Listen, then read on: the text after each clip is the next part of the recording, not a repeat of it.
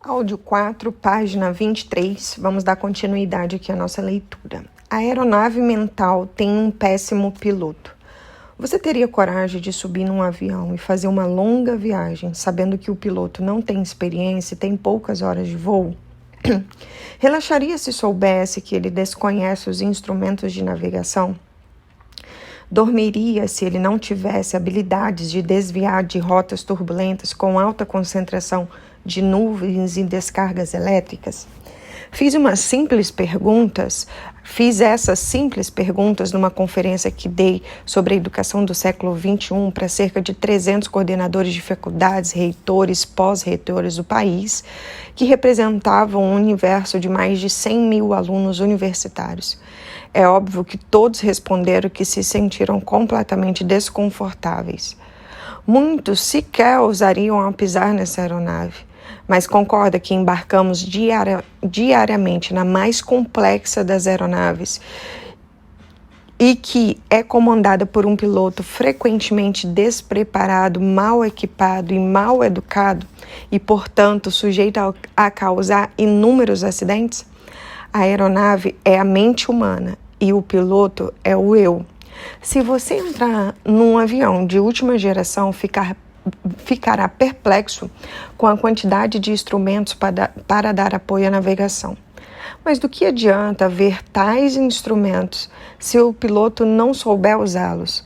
De que adianta o eu ter recursos para dirigir o psiquismo ou o intelecto humano se durante o processo de formação da personalidade não aprende os conhecimentos básicos desses instrumentos e as mínimas habilidades para operá-los? Ninguém é tão importante como os professores no teatro social, embora a débil sociedade não dê o status que merece. Mas o sistema em que eles estão inseridos é estressante e não forma coletivamente seres humanos que tenham consciência de que possui um eu e de que esse eu é construído por mecanismos sofisticadíssimos, de que esses mecanismos deveriam desenvolver funções vitais e de que o desenvolvimento dessas funções, e de que sem o desenvolvimento dessas funções, ele poderá estar completamente despreparado para pilotar o aparelho mental, em especial quando abarcado por um transtorno psíquico mais grave, como a dependência de drogas, depressão e ansiedade crônica. E uma vez desesperado, será conduzido pelas tempestades sociais e pelas crises psíquicas. Será um barco à deriva sem leme. Um eu mal formado terá grandes chances de ser imaturo, ainda que seja um gigante na ciência, sem brilho, ainda que seja socialmente aplaudido, viver de migalhas de prazer, ainda que tenha dinheiro para comprar o que bem desejar, engessado, ainda que tenha um grande potencial criativo. O que o seu eu faz com as turbulências emocionais? Deixa-as passar, desvia-se delas ou enfrenta? Se fôssemos um piloto de avião, a melhor conduta talvez seria desviar-se das formações densas de nuvens, mas como pilotos mentais, essa seria a pior atitude, embora seja frequentemente tomada. Em primeiro lugar, porque é impossível o eu fugir de si mesmo. Em segundo lugar, porque o eu exercitar a paciência para deixar as emoções angustiantes se dissiparem espontaneamente para seguir em frente, ela cairá na armadilha da autoilusão. A paciência, tão importante nas relações sociais, é péssima se significar omissão do eu em atuar no gerenciamento das dores e conflitos psíquicos. Elas aparentemente se dissiparão, serão arquivados no córtex cerebral e farão parte das matrizes da nossa personalidade. Atuar é a palavra-chave. Em terceiro lugar, porque poderão formar janelas traumáticas, que ele chama de killer, duplo poder de encarceramento do eu e de expansão da janela doentia. Tais janelas aprisionam o eu e desestabiliza como gerente da mente humana. O eu deveria saber usar instrumentos para o enfrentamento e reciclagem das tensões, angústias e mazelas emocionais. Mas as escolas do mundo todo não nos ensinam a usar esses instrumentos ou ferramentas. Que tipo de ferramenta você usa diante dos medos que furtam a sua tranquilidade? Os medos ou as fobias vêm e aparentemente vão embora depois de minutos ou horas, mas nos enganamos, eles não vão embora. Eles ficam depositados nos bastidores da memória e pouco a pouco vão desertificando o território da emoção. A fobia é uma aversão irracional por insetos, elevadores, falar em público. Por sua vez, a dependência de drogas é uma atração irracional por uma substância. Tanto uma como a outra depende das janelas Killer duplo P, produzidos por um registro superdimensionado de experiências doentias. Depois que se instalaram e se expandiram essas janelas, cristalizam-se a dependência psicológica. A partir daí, o verdadeiro monstro não é mais a droga química, mas o arquivamento dela nos bastidores da mente. Esses arquivos controlam o eu e assombram o usuário de dentro para fora. As janelas Killer não podem ser deletadas, apenas reeditadas. Por isso, superar a dependência não é uma tarefa simples ou mágica. É muito mais do que se afastar das drogas. Depende de treinamento, de educação e de psicoterapia. E o que o tipo de eu tem diante do humor depressivo que esmaga o encanto pela existência? E dos estímulos estressantes que tiram-nos do ponto de equilíbrio? E dos pensamentos antecipatórios da ansiedade e da irritabilidade? Infelizmente, o eu é treinado para ficar calado no único lugar que não se admite ficar calado. É adestrado para ser submisso no único lugar em que não se admite ser um servo. É aprisionado num único ambiente em que só se é inteligente, saudável e feliz se for livre. O seu eu cala-se ou grita dentro de você. É líder ou servo dos seus pensamentos perturbadores? Não seja rápido em responder. Pergunte se você não sofre por problemas que ainda não aconteceram. Uma mente saudável não exige que sejamos heróis. As mudanças na psique humana não aceitam atos heróicos. Se você disser que de hoje em diante será livre, tolerante, generoso, seguro, tranquilo, bem-humorado, provavelmente a sua intenção heróica se dissipará como água no calor dos problemas que enfrentará. Até um psicopata tem, em alguns momentos, intenção de mudar sua história, mas falha.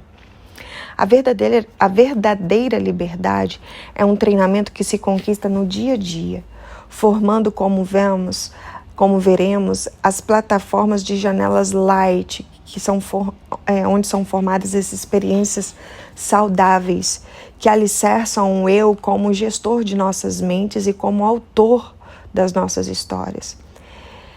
Esse livro contém um projeto que evidencia que cada ser humano possui uma rica história que contém lágrimas, alegrias, falhas, coragem, timidez, ousadia, insegurança, sonhos, sucesso, frustrações, solidão e dependência doentia. Você é um ser humano complexo. A última fronteira da ciência é desvendar como pensamos, qual a natureza e tipo de pensamentos, como o eu desenvolve a consciência e pode ser gestor das nossas mentes. Nossa espécie tem o privilégio de ser uma espécie pensante entre milhões de espécies na natureza, mas infelizmente ela nunca honrou adequadamente a arte de pensar.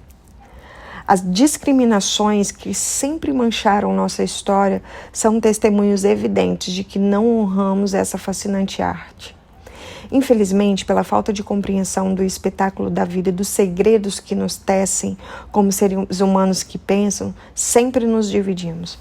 A paranoia de querer estar acima do outro e as guerras ideológicas, comerciais e físicas são reflexo de uma espécie doente e dividida. Não percebemos que no teatro da nossa mente somos todos iguais. Não somos judeus, árabes, americanos, brasileiros, chineses. Somos seres humanos pertencentes a uma única e fascinante espécie. Temos diferenças culturais, mas os fenômenos que constroem cadeias de pensamentos e transformam a energia emocional são exatamente os mesmos em cada ser humano. Por isso, toda discriminação é desinteligente e desumana.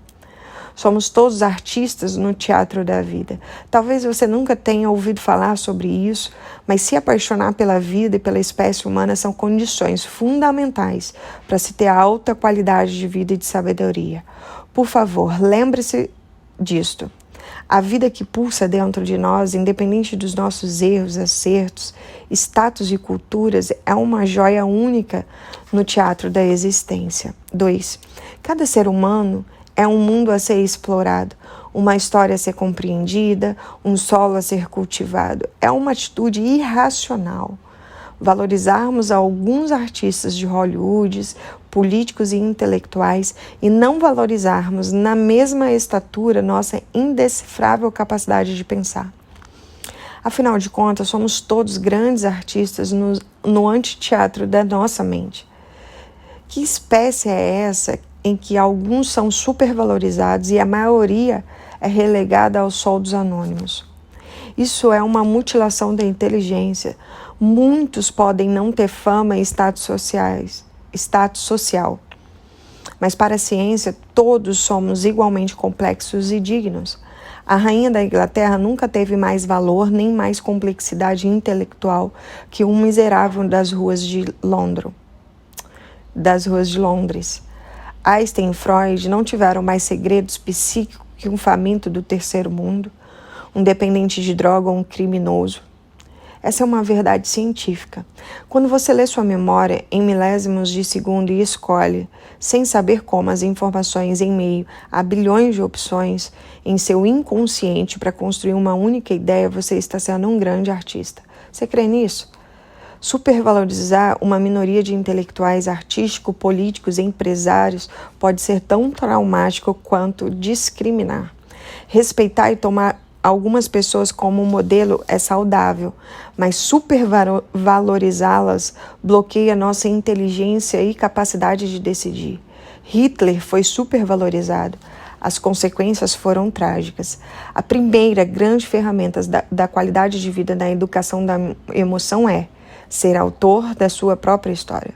Para ser autor da sua história, é necessário, primeiramente, enxergar a grandeza do psiquismo humano e nunca se diminuir, se inferiorizar ou ser um coitadista que tem pena de si mesmo, que fica procurando culpado pelos nossos conflitos. Ainda que haja culpados, o importante não é ir à caça das bruxas fora de nós, mas encontrar os fantasmas em nossas mentes e reciclá-los, reeditá-los e eliminá-los. Um eu que é coitadista esmaga sua coragem para reescrever sua história. Em segundo lugar, deve ter consciência de que, na essência psíquica, somos todos iguais e nas diferenças nos respeitamos. Uma pessoa madura não exige que os outros tenham a mesma crença, pensamento, cultura e o modo de vida que temos. Em terceiro lugar, deve aprender a gerir seus pensamentos e emoções, ferramentas que trataremos nos próximos capítulos. Ninguém pode ser um grande líder no teatro social se primeiramente não for no teatro psíquico.